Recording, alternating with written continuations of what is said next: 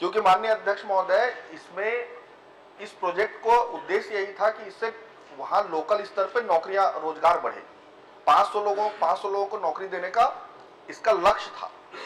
इसलिए मैं ये जानना चाह रहा हूं कि 2022 से लेकर 2025 तक इसमें अभी तक कोई प्रक्रिया क्यों शुरू नहीं हुई है? माननीय अध्यक्ष महोदय, अभी इसी मार्च महीने से इसको अमेंडन की प्रक्रिया हम लोग प्रारंभ कर रहे हैं। माननीय अध्यक्ष महोदय, विजयपुर में भी सेम प्रोजेक्ट चल रहा है और विजयपुर में भी ये सरकार आने के बाद उसमें काम पूरी तरीके से बंद हो गया है। तो उसका भी बताएंगे कि विजयपुर का इंडस्ट्रियल पार्क चालू हो जाएगा कि नहीं होगा और अभी तक क्यों नहीं हुआ है? माननीय अध्यक्ष महोदय, अभी हम लोग का नया उद्योग नीति लागू हुआ है प्रदेश में और हम लोग का प्रयास है कि सारी प्रोजेक्टों को हम लोग जल्दी चालू करें। ये उद्योग नीति से रिलेटेड ही नहीं है, इसका उद्योग नीति से क्या लेना देना? तो प्रोजेक्ट चल रहा है विजयपुर का, इसी तरह से सियारपाली का उद्योग चल रहा है। इसको उद्योग नीति से लेना ही देना नहीं है। आप कहां का बात कहां ले जा रहे हैं? माननीय अध्यक्ष महोदय, विजयपुर में इंडस्ट्रियल पार्क पूरी तरीके से ठप है। जब से ये सरकार आया है तब से उसमें ना फंड दिया जा रहा है ना कुछ नहीं, वैसी को वैसी रुका हुआ है। आपसे यही मैं कहना चाहता हूं कि क्यों रुका हुआ है? कम से कम काम चालू होना चाहिए, आवंटन होना चाहिए ताकि रोजगार लोगों को मिल सके वहां के। माननीय अध्यक्ष महोदय, अब विषय से हटकर पूछ रहे हैं, अगर उसके बारे में बता रहे हैं तो उसको मुझे बता देंगे, निश्चित तौर पर जल्दी उसको प्रक्रिया में लाएंगे। माननीय अध्यक्ष महोदय, रायगढ़ जिले का ही बात है, जो MSME इंडस्ट्रियल पार्क है उसी की बात है, इसी से रिलेटेड मैं पूछ रहा हूं आपसे। माननीय अध्यक्ष महोदय, चलिए ये बता दीजिए, आपका लक्ष्य 500 लोगों को नौकरी देने का है? जी है। रोजगार? जी है। 500 लोगों का लक्ष्य आप कैसे पूरा करेंगे? इसमें हमारा 50 प्लाट उसमें दिया गया है और 5000 से 20,000 स्क्वायर फीट का अलग अलग उद्योग लगेंगे, तो निश्चित तौर पर 500 लोगों को रोजगार का लक्ष्य है वो पूरा होगा। माननीय अध्यक्ष महोदय, अभी तक एक आवंटन नहीं हुआ है। इतना धीरे गति से काम कर रहे हैं, एक आवंटन ना प्रचार प्रसार हुआ है अध्यक्ष महोदय, ना किसी को पता है इसके बारे में। आपने प्रचार प्रसार किया है, विज्ञापन निकाला है इसके लिए, तो हम कैसे माने कि आप आवंटन की प्रक्रिया शुरू कर रहे हैं? माननीय अध्यक्ष महोदय, मैं कह रहा हूँ किसी मार्च महीना में इसको प्रारंभ हम लोग कर देंगे। चलिए, बहुत अच्छा। माननीय अध्यक्ष महोदय, बता दिए मार्च से शुरू कर रहे हैं। एक आखिरी प्रश्न चलिए, पूछ लीजिए। माननीय अध्यक्ष महोदय, बस आपसे आपके द्वारा एक ही प्रश्न पूछना है, क्या यहाँ जो भूमि अधिग्रहण किया है उनको मुआवजा मिल चुका है, और अगर मिल गया है तो किस दर से मिला है?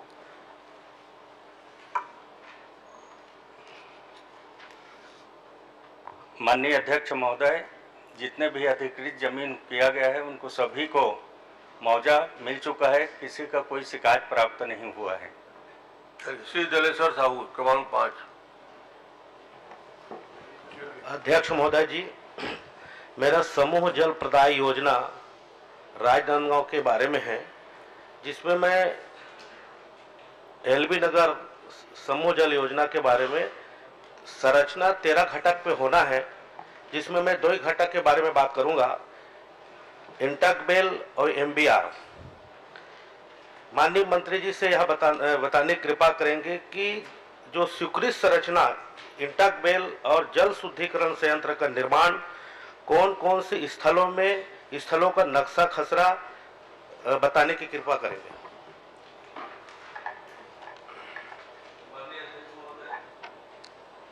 राजनांदगांव जिले में 5 MBS स्वीकृत हैं, 2 पूर्व से हैं, धीरी और। अध्यक्ष महोदय, मुझे भाषण नहीं चाहिए, मुझे उत्तर चाहिए। मैं जो 2 शब्द में बात कहूँ, लाल बहादुर और ढीरी उरी में जाने की क्या जरूरत है? चलिए, थोड़ा बिल्कुल भूमिका के साथ बता रहे हैं ना, धैर्य रखिए ना।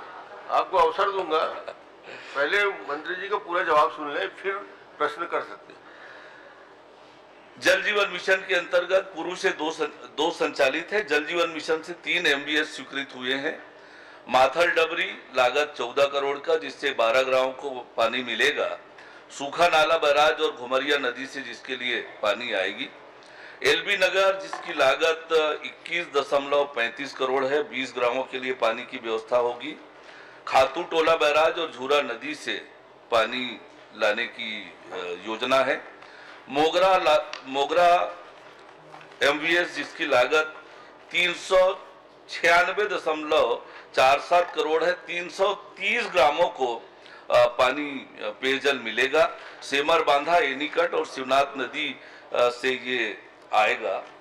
जहां तक माननीय सदस्य ने प्रश्न पूछा है LB नगर के मामले में, प्रश्न ये पूछना जो चाह रहे हैं वो वास्तविकता ये है कि चारागाह की जमीन पर वाटर ट्रीटमेंट प्लांट लगा हुआ है। ग्राम पंचायत ने प्रस्ताव पारित किया उस स्थान के लिए और उसके बाद चारागाह की जमीन शासकीय जमीन होती है और इसलिए वो शासकीय जमीन पर ही बना हुआ है।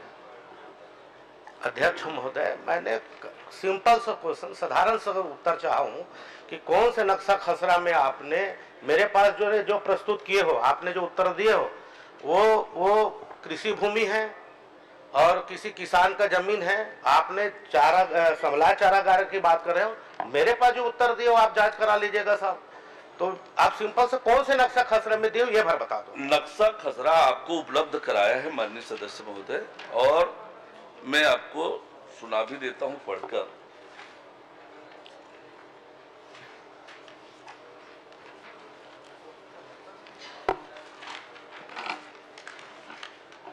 शासकीय जमीन का खसरा 5 साल पूरा लगा है। पंचायत ने उसके लिए विस्तृत रूप से प्रस्ताव पारित किया है। प्रस्ताव पारित किया है जो जमीन उसी जमीन पर है।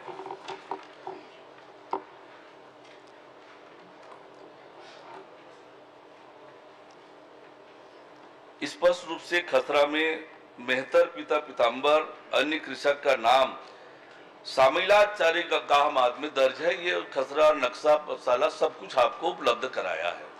अध्यक्ष महोदय जी, आपने जांच करवा लीजिएगा। इसमें आप लिखे जरूर हो कि आपने ये मेहतर उनके अलावा 10 लोगों का है, पर मेरे जो जानकारी दिए हो उसमें कहीं भी उल्लेख नहीं है कि समला चारागाह करके। आप किस ढंग से आपको आपके पास है वो आप जानेंगे। मेरे पास जो आपने कागज दिया हो वो सिर्फ कृषि भूमि मेहतर जमीन के नाम से। चलो ठीक है साहब, आपने जब इतना बड़े जब काम कर रहे हो तो अग्रिम आधिपत्य के लिए आप अनुमति ले लेते, आपको आपके उस जगह को आप अपने नाम में कर लेते, PHE के नाम में कर लेते। ये तो प्रक्रिया है, ये तो नियमित प्रक्रिया है। पर आप आज मेरे जानकारी में ये किसान का जमीन है अध्यक्ष महोदय। दूसरा, आपने इंटक बेल जो बना रहे हो कौन से नक्शा खसरा में बना रहे हैं ये भी बता दीजिएगा अध्यक्ष। ये तो जल शुद्धिकरण का है। इंटक बेल कौन सी स्थल पे बना रहे हैं मंत्री महोदय?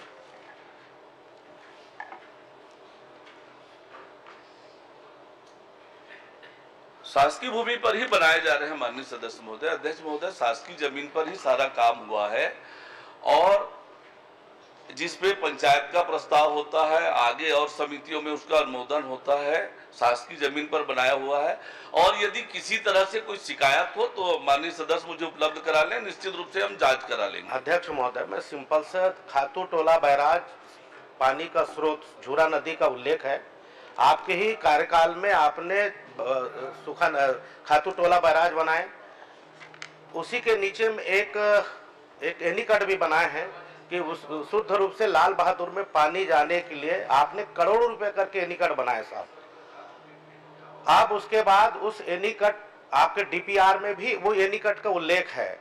आपने इंटक बेल जो बना रहे हो वो कहीं दूसरा जगह बना रहे हो, तो मैं किसी के ऊपर कार्रवाई भी नहीं चाहता। आप नल जल योजना, सामूहिक नल जल योजना उपयोगी है और 21 करोड़ रुपए हमने खर्च भी कर रहे हैं। तो आप सिर्फ मेरे उपस्थिति में आपका जो स्ट्रक्चर है, आपका जो संरचना है, आप जो घटकवार है वो कहाँ बना रहे हो, मेरी उपस्थिति में जांच करा के सिंपल सा है। मैं कार्रवाई करने के लिए भी नहीं बोलना चाहता, पर इतना तो करा सकते हो मंत्री जी।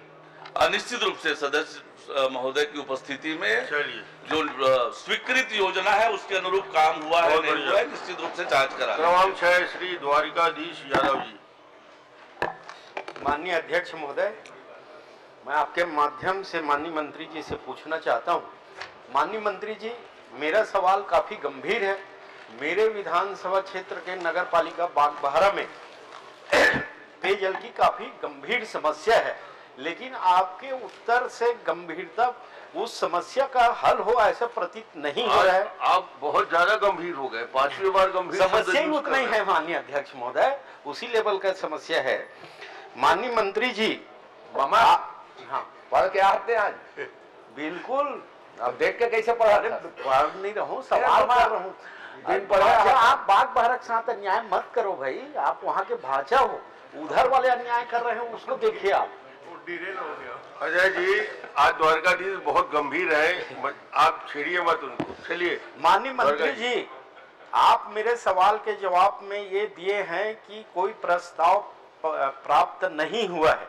ये सही है कि अमृत जल जीवन के अंतर्गत पत्र व्यवहार नहीं हुआ है, लेकिन नगर पालिका बागबाहरा में मेरे पास संकल्प क्रमांक 37 में प्रस्ताव पारित हुआ है और शासन को भेजा गया है, और आपके विभाग के द्वारा ये जानकारी दिया जा रहा है कि कोई प्रस्ताव प्राप्त नहीं हुआ है। ये सरासर सदन को गुमराह किया जा रहा है। क्या आप इस पर कोई कार्रवाई करेंगे? अगर आपकी अनुमति हो माननीय अध्यक्ष महोदय, तो ये प्रस्ताव एक कॉपी मैं पटल पे रख सकता हूँ। चलिए, प्रश्न पूछ लीजिए, अब जवाब सुन लीजिए। माननीय अध्यक्ष महोदय, बहुत विस्तार से उत्तर माननीय सदस्य को दिया है। नगर पालिका बागबहरा का जहां तक बात है, नगर पालिका बागबहरा को पेयजल आपूर्ति के लिए 15वें वित्त मद के अंतर्गत 2023-24 में 40 लाख रुपए और 24-25 में पाइपलाइन विस्तारीकरण, ओवरहेड टैंक निर्माण के लिए 1 करोड़ 35 लाख रुपए की स्वीकृति दी है। और इसलिए हमारी सरकार लोगों को पेयजल मिले इसके लिए लगातार काम कर रहे हैं। और ये सही है और आपने स्वीकार भी किया है कि अमृत मिशन के लिए कोई प्रस्ताव निकाय ने नहीं दिया है, और अमृत मिशन के लिए, अमृत मिशन 2, इसके लिए कोई प्रस्ताव नगर पंचायत से आएगा तो निश्चित रूप से उसके जो मापदंड है उसके अनुरूप विचार करेंगे। माननीय अध्यक्ष महोदय, मैं आपसे आश्वासन चाहता हूं कि उस समस्या को हल करने के लिए आप सदन में एक घोषणा कर दीजिए कि निश्चित रूप से शामिल करेंगे। दूसरी बात, आप जो जवाब दिए हैं 15वां वित्त आयोग के तहत जो राशि उपलब्ध कराई गई है ये सही है। मेरा ये कहना है माननीय मंत्री जी, ये केवल पूरे प्रदेश में ये समस्या आ रहा है, जो बागबाहरा में समस्या है, बेगर जल स्रोत के केवल और केवल पाइपलाइन और टंकी का निर्माण कर दिया गया। 1 करोड़ 33 लाख कुछ धनराशि है, लेकिन क्या जब प्राक्कलन तैयार हुआ तो उसमें उपयोगिता स्पष्ट उल्लेखित रहता है। जब वहां पर जल स्रोत है ही नहीं तो उस पाइपलाइन और उस टंकी का क्या उपयोग? पहले आप ये बताइए कि ये शासन की नीति में क्या है, पहले जल स्रोत खोजना है कि पाइपलाइन बनाना है? और बेगर पाइपलाइन जल स्रोत के इस पाइपलाइन का जो प्राक्कलन तैयार किया गया और उसकी उपयोगिता गलत ढंग से प्रस्तुत किया गया प्राक्कलन में, उस पर कोई कार्रवाई करेंगे क्या आप? माननीय अध्यक्ष महोदय,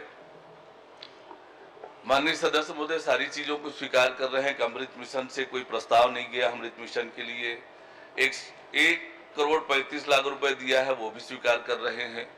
और माननीय अध्यक्ष महोदय, प्रधानमंत्री माननीय नरेंद्र मोदी जी के बनने के बाद लोगों को शुद्ध पेयजल मिले, इसके लिए योजनाबद्ध तरीके से काम हो रहा है। और अभी भी मैंने कहा है कि आप अमृत मिशन 2 के लिए कोई प्रस्ताव नगर पंचायत से आता है तो जरूर मापदंड के अनुसार विचार करेंगे। हमारी सरकार इसके लिए प्रतिबद्ध है। माननीय अध्यक्ष महोदय, हो गया।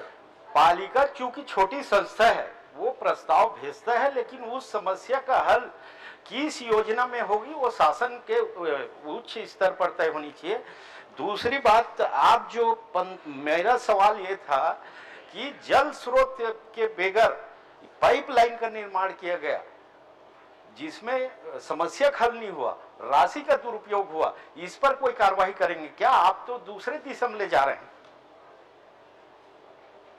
देखिए, अनियमितता गड़बड़ी की कोई शिकायत है तो निश्चित रूप से जांच करते हैं, पर ये निकाय सामान्यतः निर्धारित करता है, उसकी योजना प्रारूप निकाय के स्तर पर बनता है। पर फिर भी आप यदि कहते हैं कि कोई गड़बड़ी है तो निश्चित रूप से आप मेरे संज्ञान में लाए, निश्चित रूप से उसका परीक्षण करा लेंगे। प्रश्न क्रमांक 7 धन्यवाद। श्रीमती शकुंतला सिंह पोर्ते। माननीय अध्यक्ष महोदय, मैंने उप मुख्यमंत्री जी से अपने प्रतापपुर विधानसभा क्षेत्र अंतर्गत विगत 3 वर्षों से यातायात को सुगम बनाने हेतु कितने घाटों का घाट कटिंग का कार्य स्वीकृत हुआ है पूछा था मैंने, लेकिन जवाब में निरंक आया है। ये सार्वजनिक हित की बात है मुख्यमंत्री जी, तो मैं इसमें आपका जवाब जानना चाहूँगी। माननीय अध्यक्ष महोदय, सूरजपुर जिला के अंतर्गत घाट पिंडारी में जो माननीय सदस्य का चिंता का विषय है, जिसके लिए बार बार मेरा ध्यान भी उन्होंने आकर्षित कराया है, और वो रोड खराब हो गया है, महत्वपूर्ण रोड है, परंतु स्थिति यह है कि उसके लिए घाट कटिंग करनी पड़ेगी, फॉरेस्ट का क्लियरेंस भी आवश्यक है, और विभाग पूरी गंभीरता से उस सड़क को ठीक करने के लिए कि एग्जिस्टिंग आरओबी में हम आरओडब्ल्यू में सड़क को बनाए, फिर भी कुछ घाट कटिंग की जरूरत पड़ेगी। हम गंभीरता से इसके लिए प्रयास कर रहे हैं। माननीय सदस्य का चिंता जायज है, महत्वपूर्ण सड़क है, लेकिन जो नियम प्रक्रिया है उस प्रक्रिया को ध्यान में रखकर निश्चित रूप से हमारा विभाग पूरी गंभीरता से उनके समस्या के समाधान के लिए, लोगों के लिए महत्वपूर्ण है, जनहित का मामला है, और इसके लिए विभाग गंभीर है और पूरी तरह से प्रयास करेंगे कि इसका कोई समाधान निकले। अध्यक्ष महोदय, ये जो हमारा घाट पिंडारी है ये बहुत ही सार्वजनिक छत्तीसगढ़ के हित के लिए है, क्योंकि ये बनारसी मुख्य मार्ग है जहाँ पर हमारे काशी विश्वनाथ धाम है, मंदिर है, और अभी लगातार प्रयाग जाने के लिए हजारों गाड़ियाँ उसी सड़क से जाती थी। हमारे यहाँ पिछले 2 वर्षों में लगभग 13 लोगों की जान जा चुकी है और 14 लोग गंभीर रूप से घायल हो चुके हैं। तो मैं उप मुख्यमंत्री जी से आग्रह करना चाहती हूँ कि आप जिस प्रकार से लुचकी घाट में वायडक्ट ब्रिज बना हुआ है, उसी प्रकार का ब्रिज बनाने का कृपा करेंगे तो हमारे क्षेत्रवासियों के लिए और पूरे छत्तीसगढ़ वासियों के लिए बहुत बड़ी उपलब्धि होगी, क्योंकि वो बनारस का मुख्य मार्ग है। माननीय अध्यक्ष महोदय, जैसे मैंने बताया कि माननीय सदस्य की चिंता जायज है। ओवरब्रिज बनाने की बात माननीय सदस्य कह रही है, इसकी बहुत लागत आती है और ये अभी एग्जिस्टिंग बजट में ये सम्मिलित भी है, और कैसे उसकी वैकल्पिक व्यवस्था हो, विभाग इस पर गंभीरता से विचार कर रहा है और निश्चित रूप से हमें उम्मीद है कि आने वाले समय में इस समस्या का समाधान कर लेंगे। प्रश्न क्रमांक 8 डॉक्टर संपत अग्रवाल जी। माननीय अध्यक्ष महोदय, मेरे द्वारा प्रश्न है, श्रम विभाग द्वारा संचालित योजनाओं के अंतर्गत हितग्राहियों को वितरण सामग्री के खरीदी के संबंध में प्रश्न किया गया था, जिस संबंध में माननीय मंत्री जी के द्वारा सीधे खाते में पैसा जमा करना बताया गया है। मैं माननीय मंत्री जी से जानना चाहता हूं कि क्या सीधे हितग्राहियों को पैसा देने का कोई प्रावधान है? यदि है तो किस नियम के अंतर्गत उक्त योजनाओं की राशि हितग्राहियों के खाते में जमा की गई है?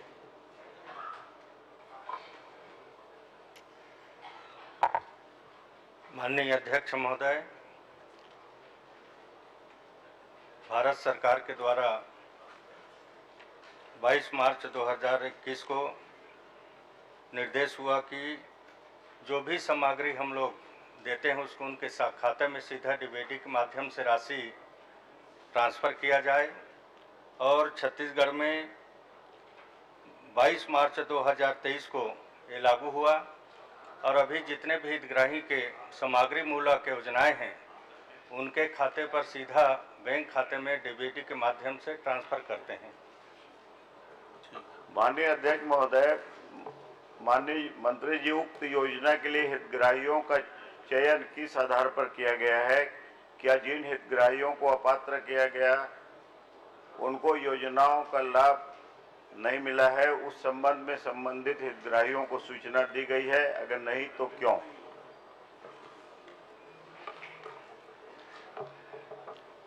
माननीय अध्यक्ष महोदय, निरंतर रूप से प्रक्रिया सतत प्रक्रिया है। आवेदन हमारे पास आते हैं, स्वीकृत भी होता है और किसी किसी का कोई पेपर वगैरह में कमी रहता है, बहुत ज़्यादा पेपर की आवश्यकता नहीं रहता है, उनको अवगत भी कराया जाता है। और अभी हम लोगों ने नया एक निर्णय लिया है कि किसी के आवेदन को निरस्त नहीं करना है, उनको जो पेपर उनके पास कम है उसको पूर्ति कराकर उसको पूरा दस्तावेज को कंप्लीट कराकर उसको पात्र सूची में डालें, ऐसा निर्णय भी विभाग के द्वारा लिया गया है। माननीय अध्यक्ष महोदय, माननीय मंत्री जी द्वारा परिशिष्ट 2 में दिए गए उत्तर के आधार पर लगभग योजनाओं में 70 से 80% हितग्राहियों को लाभ नहीं मिला है, जिससे यह प्रतीत होता है कि इस योजना में संबंधित अधिकारियों के द्वारा मनमाने तरीके से कुछ हितग्राहित लोगों को लाभान्वित किया गया और जो सही व पात्र गरीब तबके के लोग थे उनको जानबूझकर योजना का लाभ नहीं दिया गया। क्या इस पर आप संबंधित अधिकारियों पर कार्रवाई करेंगे? माननीय अध्यक्ष महोदय, इस तरह से किसी अधिकारी द्वारा अनियमितताएं नहीं बरती गई है और मैंने पहले बताया कि उनका आवेदन जो आता है निरंतर प्रक्रिया है और जो भी लंबित आवेदन है, अगर माननीय सदस्य के क्षेत्र से कोई इस टाइप का प्रकरण है तो बता देंगे, उसको तत्काल। चलिए बता दीजिए मंत्री जी को। क्रमांक 9 डॉक्टर चरणदास मोहन जी। माननीय अध्यक्ष महोदय, हमारे मंत्री जी बहुत सीधे साधे सरल हैं, इसलिए मैं उनको बहुत सरल भाषा में प्रश्न पूछ रहा हूं। छत्तीसगढ़ में कोई ऐसी परंपरा है क्या कि दूल्हे के बगैर बारात जाया जाता है?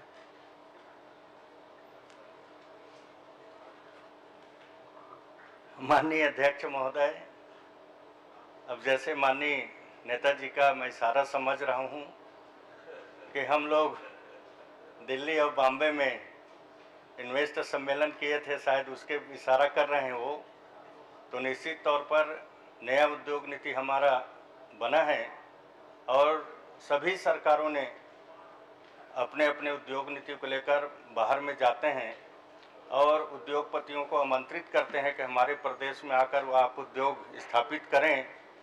कांग्रेस सरकार में भी विदेश तक का भी इन्वेस्टर सम्मेलन हुआ था। माननीय अध्यक्ष महोदय जब मुख्यमंत्री थे तो उन्होंने तो कई बार इन्वेस्टर सम्मेलन किया और उसी तरह से हमारे अभी माननीय विष्णुदेव साय जी के द्वारा भी बम्बई या दिल्ली में इन्वेस्टर सम्मेलन किया गया है और उसमें हम लोगों को बड़ा लाभ मिला है। 31 प्रस्ताव हमको मिले हैं जिसमें लगभग 47,000 करोड़ का इन्वेस्ट का प्रस्ताव हमको मिला है और जिस दिन आप लोगों ने आपने प्रश्न लगाया उसके बाद में अभी 1 लाख करोड़ से ऊपर का इन्वेस्ट का ऑफर हम लोग को मिल चुका है और आप सबके सहयोग से हम चाहते हैं कि छत्तीसगढ़ में ज़्यादा से ज़्यादा उद्योग लगे और छत्तीसगढ़ के जो हमारे नौजवान साथियों को रोजगार उपलब्ध हो सके। देखिए साहब जी, मंत्री जी, आपको जितना सिखाया गया आपने तो कह दिया। मेरा पूछने का अर्थ ये है, बिना दूल्हे के बारात का मतलब ये है कि आपने अपने उद्योग के लिए भूमि का चयन किया ही नहीं है और भूमि का चयन नहीं हुआ है, आप वहां इंडस्ट्री लगाना चाहते हैं और बिना भूमि के आप कैसे बताएंगे कि कौन से भूमि में कौन सी इंडस्ट्री लग रही है? दूसरी बात, 31 आदमी का आपने जो चयन किया है उद्योगपतियों का, आपने इनविटेशन भेजा है, इनविटेशन टू इन्वेस्ट। आपको यहाँ आकर हमें हमारे छत्तीसगढ़ में आपको उद्योग लगाना है, इसलिए आपने आमंत्रित किया है। तो ये आए नहीं है, आपने लिख लिख के बुलाया है। तो मैं कह रहा हूँ इतनी जल्दी नहीं है, आप अच्छे से विभाग में काम करा लीजिए, अपना जमीन खोज लीजिए, जल का स्रोत समझ लीजिए, बिजली वहाँ आएगी कि नहीं ये समझ लीजिए, उसके बाद आप जाइए ना। किसने मना किया? आप भी जाइए, जैसे पूर्व मुख्यमंत्री जी विदेश जाते थे, हम लोगों को भी ले जाइए, 1-2 में तो चल ही सकते हैं। कोरबा वगैरह जाना हुआ तो कोरबा के लिए जाएंगे तो हम भी चलेंगे विदेश, देखेंगे कि आप वहाँ विदेश में क्या क्या करते हो। माननीय अध्यक्ष महोदय, नेताजी ने बहुत अच्छी बात कही। इस बार हम